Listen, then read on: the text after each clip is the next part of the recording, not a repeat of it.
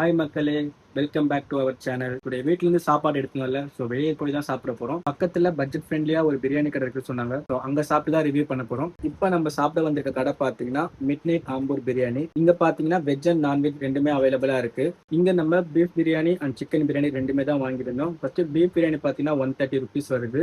Next chicken பிரியாணியுமே 130 rupees தான் இங்கே. But கம்பேரிட்லி பார்த்தீங்கன்னா பீஃப் பிரியாணியோட சிக்கன் பிரியாணி கொஞ்சம் அதிகமாகவே போடுறாங்க. குவான்டிட்டி வைஸ்ல சிக்கன் பிரியாணி அதிகமாகவே இருக்கு. ஸோ இப்போ சாப்பிட்டு பார்த்து எப்படி இருக்குன்னு சொல்லலாம். ஃபர்ஸ்ட் பீஃப் பிரியாணி தான் ட்ரை பண்ண போறோம். பீஃப் பிரியாணில பார்த்தீங்கன்னா ஒரு 4 பீஸ் போட்டிருக்காங்க. அந்த பீஃப்மே பார்த்தீங்கன்னா ரொம்ப ஹார்டா இல்லை, ஓரளவுக்கு சாஃப்டாவே இருக்கு. ஸோ டேஸ்ட் வைஸ் பார்த்தீங்கன்னா பீஃப் பிரியாணி கொஞ்சம் ட்ரையா இருக்க மாதிரி இருக்கு.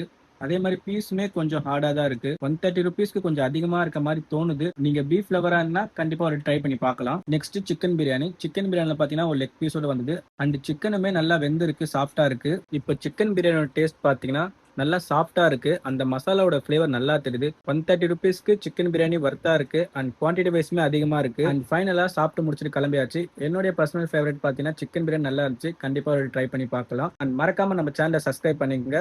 பாய் மக்களே.